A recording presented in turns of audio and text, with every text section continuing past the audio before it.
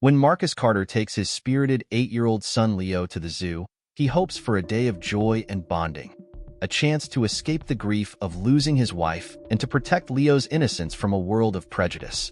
For Leo, a fearless boy who dreams of lions and adventure, it's a chance to see his favorite animals up close. But a menacing zoo employee, Brandon Hayes, has other plans. A cruel act of malice leaves Leo face to face with a lion in its enclosure, while Marcus watches in helpless terror. What unfolds next is nothing short of miraculous, but the fight for their family's safety is far from over. As Marcus seeks justice, he uncovers a web of corruption that puts both humans and animals at risk. With the world watching and danger creeping closer, Marcus must decide how far he's willing to go to protect his son, and whether confronting an entire system is worth the ultimate price. A story of resilience, courage, and the unbreakable bond between a father and son. The lion's shadow will keep you breathless until its shocking final twist. The morning light crept through the thin curtains of the Carter home, casting a golden hue across the small but cozy living room. Marcus stood by the kitchen counter, his hand gripping a steaming cup of coffee. A faint smile tugged at his lips as he heard the familiar sound of Leo's footsteps bounding down the hallway. "Dad, is it time yet? Can we go now?" Leo's voice was a mix of excitement and impatience as he skidded into the kitchen, still wearing his superhero pajamas. Marcus chuckled. "Good morning to you too, buddy. The zoo isn't going anywhere, but we still have to eat breakfast first." Leo groaned dramatically but hopped onto a chair, swinging his legs beneath the table. "Fine, but I want pancakes. With the chocolate chips. And a lion shape if you can do that." "A lion shape, huh? You're setting the bar pretty high," Marcus replied, reaching for the pancake mix. He glanced at the fridge, where a photo of Elena, smiling and radiant, was pinned by a magnet. For a brief moment, his chest tightened. "I bet Mom could make lion pancakes," Leo said suddenly, his voice softer. Marcus paused but kept his tone light. "You're right. She probably could. But let's see if your old man can surprise you." By the time the pancakes were on the table, one resembling a lion, the others more abstract, the atmosphere had shifted back to cheerful anticipation. "Today's going to be awesome," Leo declared between bites. "I'm going to see lions and tigers, and maybe even ride a camel." Marcus laughed, ruffling his son's hair. "Let's just see how many animals we can spot before lunch, all right?" The drive to the zoo was filled with Leo's non-stop chatter about his favorite animals. His enthusiasm was infectious, and Marcus found himself smiling as he maneuvered through the morning traffic. "Did you know that lions roar so loud you can hear it from 5 miles away?" Leo said, practically bouncing in his seat. "That's impressive," Marcus replied, "but I think you've got them beat. I can hear you all the way across the house." "Dad," Leo protested, but his giggles filled the car. Stopping at a gas station, Marcus stepped out to fill the tank. He caught the wary glance of a customer entering the store, a fleeting but familiar look of discomfort. Marcus chose to ignore it, but the moment left a sour taste in his mouth. When they were back on the road, Leo's excitement quickly pushed the encounter from Marcus's mind. The zoo was bustling with families and tourists, the air alive with laughter and the distant calls of animals. Marcus parked the car, and Leo was out of his seat before he could grab the keys. "Whoa, slow down, champ. We need tickets first," Marcus said, catching up to his son. The line moved quickly, and soon they were at the entrance. As Marcus handed over the tickets, he noticed a man in a green uniform standing nearby. The man's name tag read Brandon Hayes, and his gaze lingered on Marcus and Leo with an intensity that made Marcus's skin crawl. "Everything all right?" Marcus asked, keeping his tone neutral. Hayes gave a tight, unsmiling nod before turning away. "Dad, come on." Leo tugged at his hand, oblivious to the exchange. Shaking off his unease, Marcus followed his son into the zoo. The first stop was the monkey enclosure, where Leo pressed his face to the glass, giggling at the antics of a baby chimp swinging on a rope. "They're so funny, Dad. Can we stay here forever?" "Forever might be a stretch," Marcus replied with a grin, "but we can stay a little longer." Next came the aviary, a netted dome filled with vibrant birds. One parrot squawked loudly, making Leo jump back in surprise before bursting into laughter. As they moved from exhibit to exhibit, Marcus couldn't help but notice Hayes in the distance, his green uniform and piercing gaze always somewhere in the background. "Dad, what's next?" Leo asked, clutching the zoo map. Marcus forced himself to focus on Leo's joy. "How about the reptiles? I hear they've got some giant snakes in there." The lion enclosure was the centerpiece of the zoo, a vast space enclosed by thick glass. Large rocks and sparse trees dotted the area, and the golden fur of a resting lion shimmered in the midday sun. "Lions!" Leo shouted, running ahead to press his hands against the glass. "Careful, buddy," Marcus said, catching up. The largest lion, a male with a thick, golden mane, lifted its head, its amber eyes locking onto Leo. The boy stood still, his awe evident. "Do you see how big it is, Dad? He's looking right at me." "I see it," Marcus said, placing a hand on Leo's shoulder. Out of the corner of his eye, Marcus spotted Hayes again. This time, the man was standing just a few feet away, his expression darker than before. "Let's keep moving," Marcus said, steering Leo away from the glass. But as they walked toward the next exhibit, he couldn't shake the feeling that something wasn't right. The picnic area at the zoo was bustling with families. Children ran around, their laughter blending with the distant roar of an animal. Marcus and Leo sat at a wooden table shaded by a large umbrella. Leo munched on a sandwich while flipping through the zoo map. After lunch, "Can we go back to the lions?" Leo asked, his eyes sparkling with excitement. Marcus hesitated. The memory of Brandon Hayes's unsettling presence lingered in his mind. "We'll see, buddy.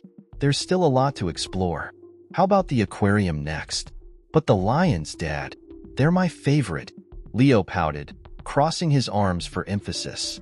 Marcus chuckled, ruffling Leo's hair. "All right, we'll make time for the lions again. But only if you finish your sandwich." Leo took an exaggerated bite, chewing dramatically. "Deal." As they shared a laugh, Marcus glanced around the picnic area. His smile faltered when he spotted Hayes leaning against a tree not far from them, arms crossed, watching. A chill ran down Marcus's spine. "Dad, what's wrong?" Leo asked, noticing his father's expression. "Nothing, kiddo," Marcus said, forcing a smile.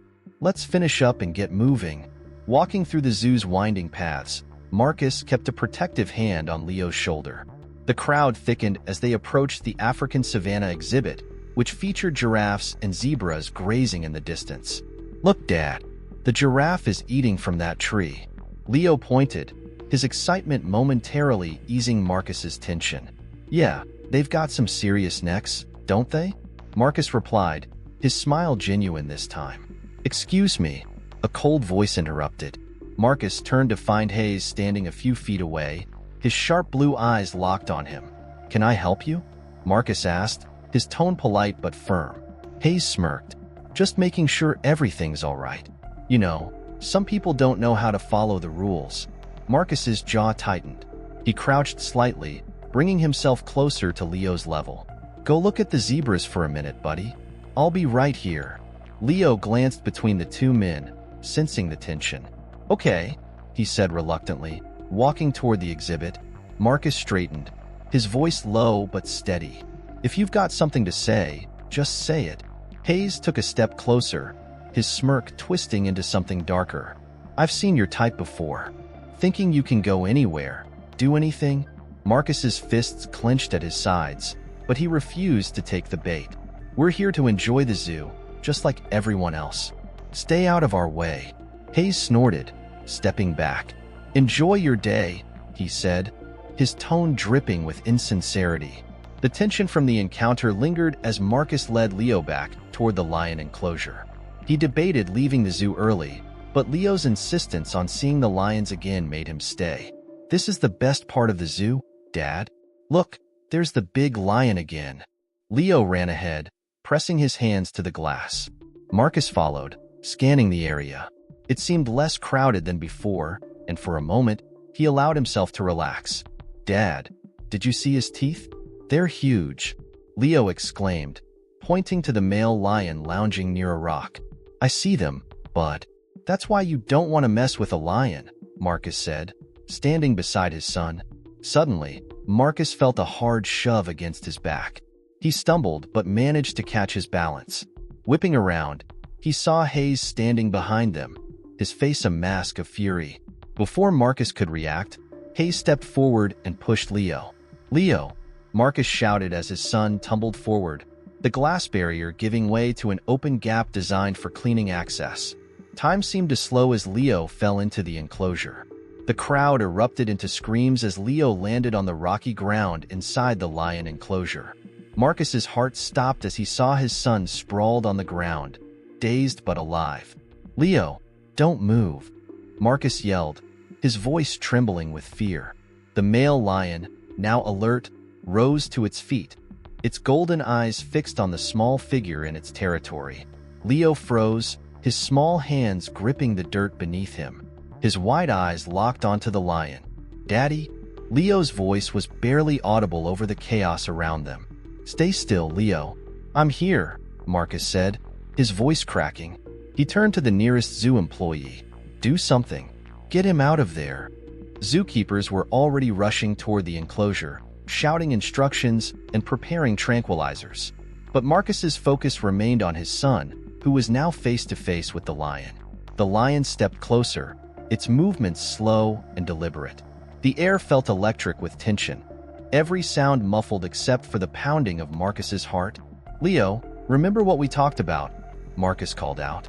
"Be brave, just like a lion." Leo took a shaky breath, his small body trembling. The lion stopped a few feet away, lowering its head to inspect him. For a moment, it looked less like a predator and more like a curious creature. The crowd gasped as the lion nudged Leo gently with its massive nose.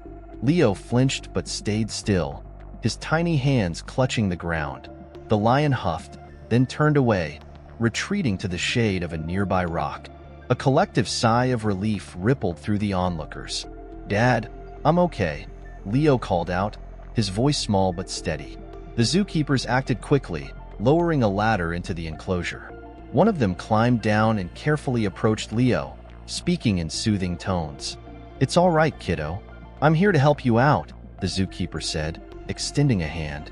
Leo hesitated, glancing at the lion one last time before taking the zookeeper's hand. The crowd cheered as Leo was lifted out of the enclosure and returned to safety. Marcus rushed forward, pulling Leo into a tight embrace. "I've got you, buddy. You're safe now." "I wasn't scared, Dad," Leo whispered, though his voice wavered. "The lion knew I was brave." Marcus's chest tightened as he held his son close. Over Leo's shoulder, his eyes locked onto Hayes, who stood among the crowd, his expression unreadable. Rage boiled inside Marcus, but he forced himself to focus on Leo. The sterile white walls of the hospital room felt suffocating to Marcus as he sat at Leo's bedside. Though Leo's injuries were minor, the ordeal had left an emotional scar that Marcus could see in his son's unusually quiet demeanor. "Hey, buddy," Marcus said softly, sitting down and brushing a hand over Leo's forehead. "How are you feeling?"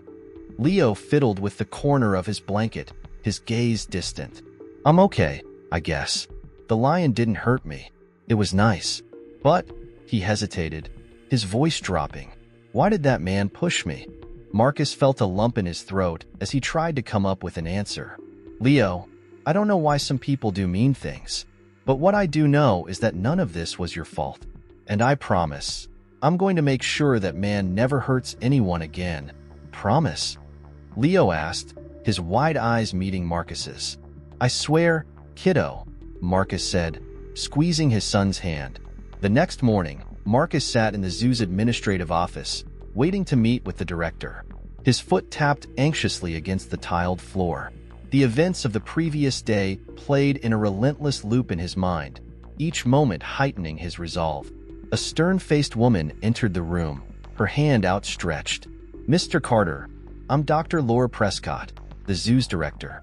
I've heard about what happened, and let me first say how deeply sorry we are for your experience." Marcus shook her hand, his grip firm. "Sorry doesn't cut it. My son could have been killed." Dr. Prescott nodded, her expression contrite. "We're launching a full investigation into Mr. Hayes' actions, and he has already been placed on administrative leave. I assure you, we take this matter very seriously. Marcus leaned forward, his voice steady but cold. It's not enough. This wasn't just negligence, it was malicious. And if you've been ignoring this kind of behavior from him, you're just as responsible. Dr. Prescott looked taken aback but recovered quickly. We'll cooperate fully with any legal actions you decide to pursue. You'd better, Marcus said, standing, because I'm not letting this slide. As Marcus left the zoo's office, he was immediately swarmed by reporters. Cameras flashed, and voices overlapped in a chaotic chorus. Mr. Carter, can you tell us what happened in the lion enclosure? Do you think the zoo is at fault? Is your son all right? Marcus held up a hand, trying to shield his face. My priority right now is my son's safety. We'll have more to say once we've taken the next steps. The crowd pressed closer, but Marcus managed to push through, his frustration boiling. He hated the spotlight but knew the attention could also be a tool in his fight for justice.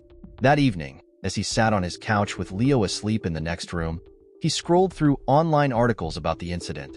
Public outrage was mounting, with many demanding accountability from both the zoo and Hayes. Marcus felt a flicker of hope. Maybe, just maybe, this could lead to real consequences. Marcus's determination led him to Harold Green, a renowned attorney known for taking on cases of injustice.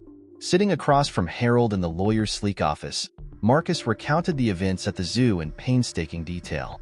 Harold listened intently, his sharp hazel eyes never leaving Marcus. When Marcus finished, Harold leaned back in his chair, tapping a pen against his chin.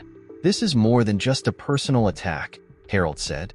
If Hayes has a history of this kind of behavior, and if the zoo has been covering for him, we're looking at systemic negligence. I'll take the case. Marcus felt a wave of relief. What do we need to do? First, we'll gather as much evidence as possible, Harold said. Witness statements, security footage, and any records on Hayes's employment history. This is going to be a battle, but I think we've got a strong chance. Marcus nodded. I'm ready for whatever it takes. Harold suggested that Marcus attend a community meeting hosted by a local advocacy group. The meeting was held in a brightly lit community center filled with rows of chairs. Parents, activists, and concerned citizens filled the room, their faces reflecting a shared sense of outrage. When Marcus took the stage, his heart pounded.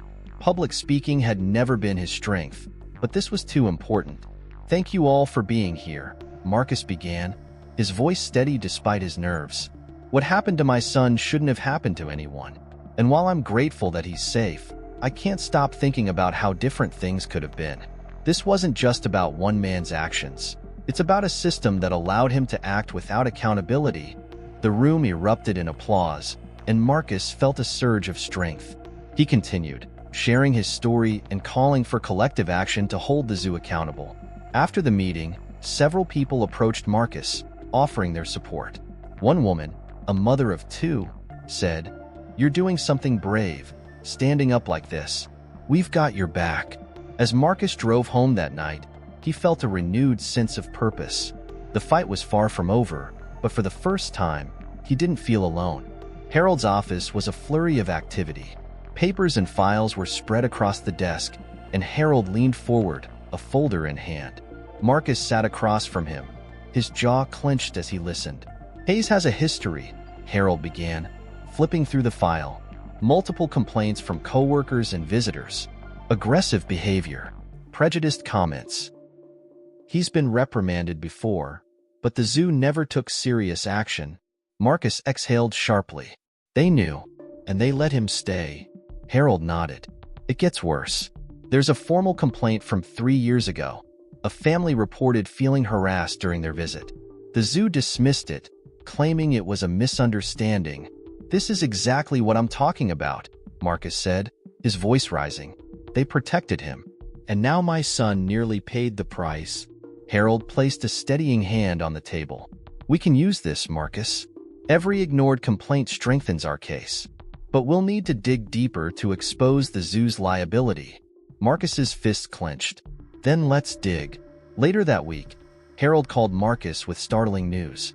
Marcus, I've uncovered something bigger. The zoo's management has ties to an illegal animal trade network. What? Marcus's disbelief was palpable. It's buried deep, but financial records show irregular transactions, large sums paid to questionable organizations. They've been quietly moving rare animals, likely to private collectors. Marcus ran a hand over his face, his mind reeling. And Hayes is involved in this? It's possible, Harold said. He's worked there long enough. Whether he's directly involved or just knows too much, we need to find out. Marcus's anger simmered beneath the surface. So this isn't just about my son. It's about greed, corruption, and who knows how many other lives ruined. Exactly, Harold replied. If we can link Hayes to this operation, it'll blow the case wide open. Marcus's voice was steady, but his resolve was clear. Do what you need to do. I'm not stopping until we expose all of it. Unable to shake his fury, Marcus decided to confront Dr. Prescott directly. He walked into the zoo's administrative office unannounced, his presence commanding attention. Dr. Prescott looked up from her desk, startled. "Mr. Carter," she said, recovering quickly. "What can I do for you?" Marcus leaned forward, his tone sharp. "You can start by explaining why your zoo is protecting a man like Hayes." "Mr. Hayes has been placed on leave pending our investigation," Prescott said defensively. "We're taking this matter very seriously." "Not seriously enough," Marcus snapped. "I know about the complaints. And I know about your financial ties to illegal animal trade." Prescott's eyes widened, but she quickly masked her shock. "I don't know what you're talking about." "Don't lie to me," Marcus said, his voice low but intense. "You're complicit in this. Every ignored warning, every shady deal. It all comes back to you." Dr. Prescott hesitated, then said quietly, "I'm not at liberty to discuss internal matters. But I suggest you tread carefully, Mr. Carter." Marcus's eyes burned with anger. "You think you can intimidate me? After what happened to my son, you've already lost. It's only a matter of time." That evening, Marcus met Harold at his office to finalize the lawsuit. The room was silent except for the scratching of pens on paper. "This lawsuit doesn't just accuse Hayes of endangerment," Harold explained. "We're going after the zoo for negligence and corruption. Once this hits the courts, it'll be impossible for them to keep their secrets buried." Marcus signed the final document, his signature bold and deliberate. "Good. I want them to answer for every single thing they've done." Harold nodded. "It won't be easy. They'll fight back hard." "I'm ready," Marcus said firmly. "They don't scare me." As Marcus walked to his car that night, he felt a prickle of unease. The street was quiet, the glow of the streetlights casting long shadows. When he reached his car, he froze.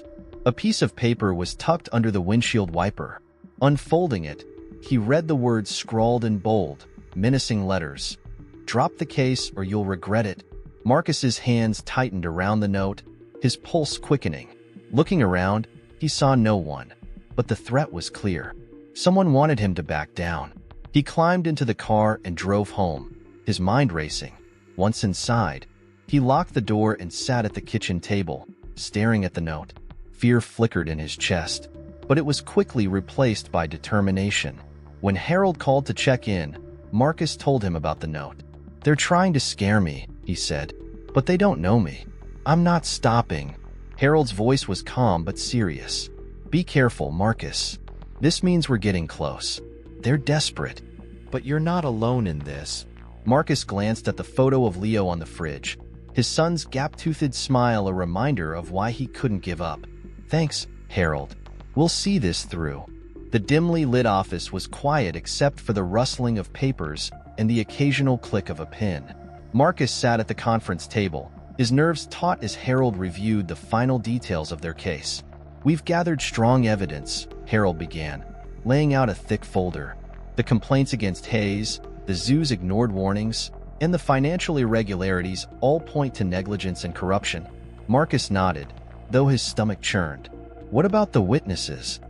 Harold adjusted his glasses. "Several visitors who saw the push are willing to testify, and the security footage is undeniable. Hayes's actions were deliberate." Marcus leaned back, his thoughts turning to Leo. "He's been having nightmares," he said quietly. "Every time he wakes up, he asks if the lion is still there." Harold's expression softened. This trial isn't just about justice for you or Leo. It's about making sure this never happens to anyone else. Marcus straightened, his resolve hardening. Then let's make it count. The courtroom was packed. Spectators filled the benches, their murmurs a low hum that echoed off the high ceilings. Marcus sat beside Harold, his palms sweating as he glanced at Hayes, who sat stiffly across the room. The man's expression was blank, his eyes avoiding Marcus's. The prosecutor opened with a blistering statement. This case is about a failure of duty. An employee who acted out of malice and an institution that allowed it to happen. As the trial unfolded, Marcus listened as witness after witness recounted the events of that day. One woman, her voice trembling, said, "I saw him push the boy. It wasn't an accident. He looked angry."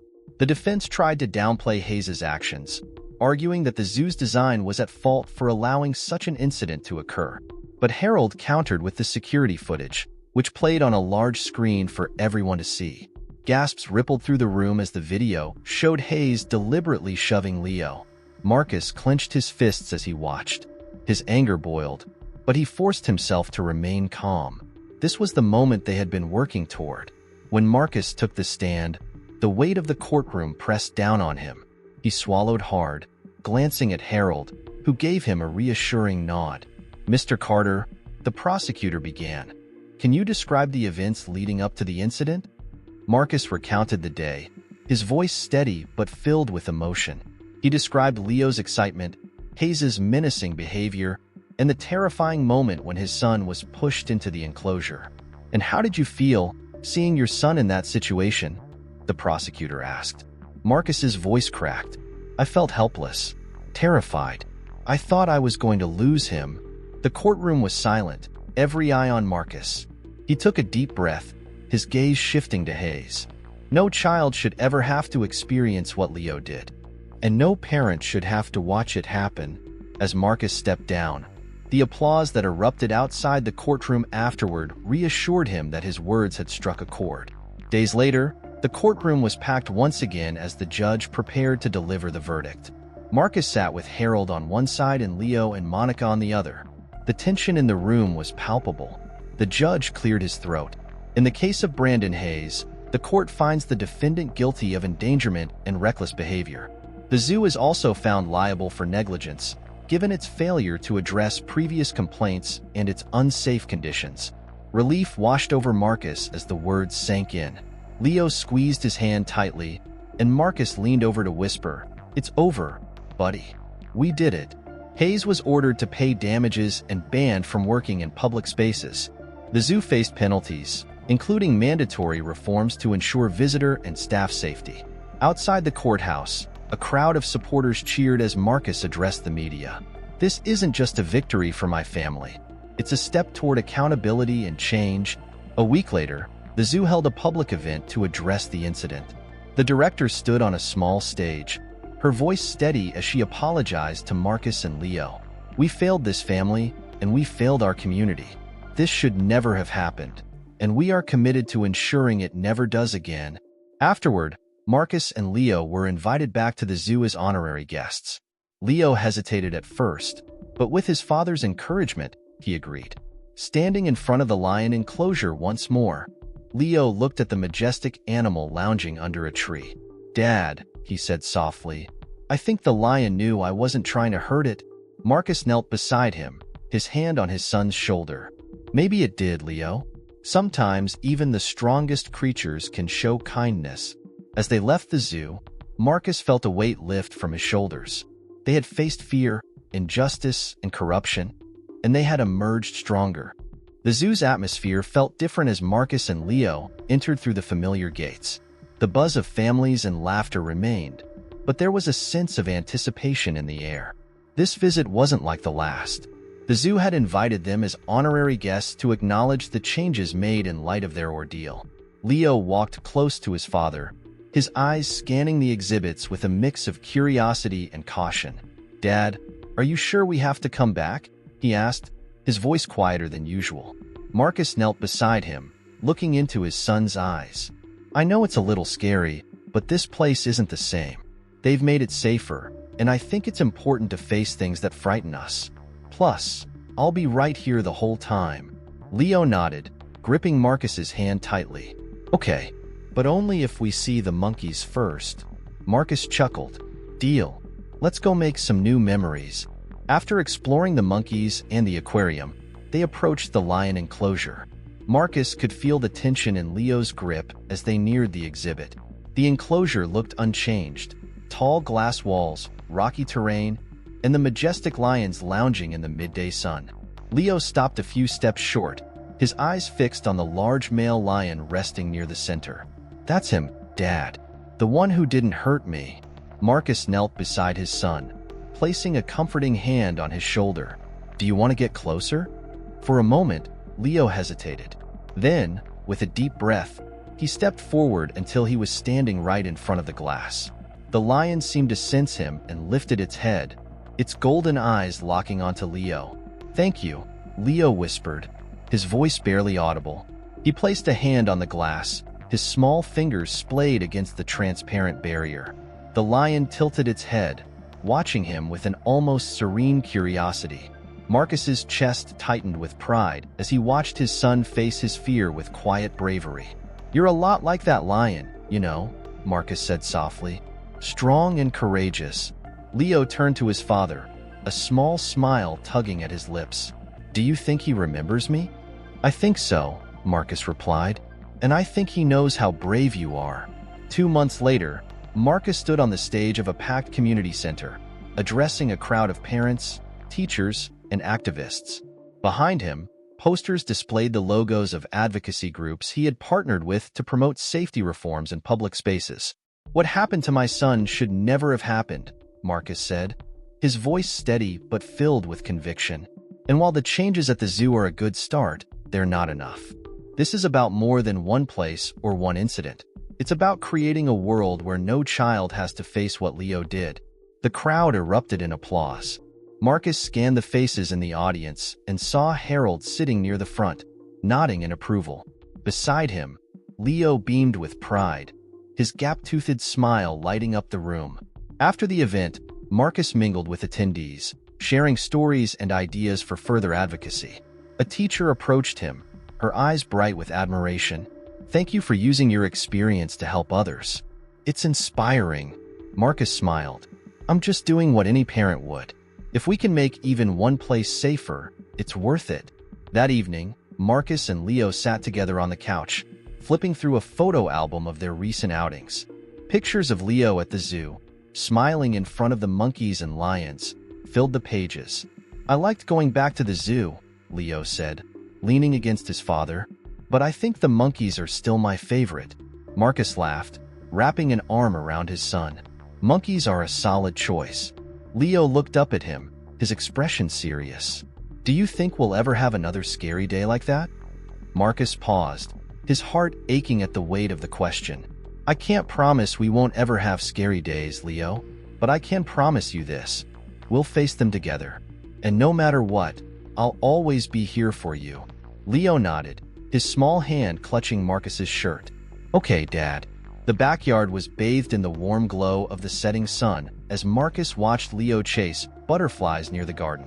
The boys' laughter rang out, pure and unburdened, a sound Marcus hadn't heard in months. Got it, Leo shouted, cupping his hands around an imaginary butterfly. He ran over to Marcus, grinning. Look, Dad, it's the biggest one ever. Marcus played along, peering into Leo's hands. Wow, that's a beauty. What are you going to name it? Leo thought for a moment. Courage, he said with a decisive nod. Marcus smiled, pulling his son into a hug. That's a perfect name. As they sat together, watching the stars appear in the darkening sky, Marcus felt a profound sense of peace. They had faced fear, injustice, and heartbreak, but they had emerged stronger. In Leo's resilience, Marcus saw hope for the future, a future they would face, side by side, with courage.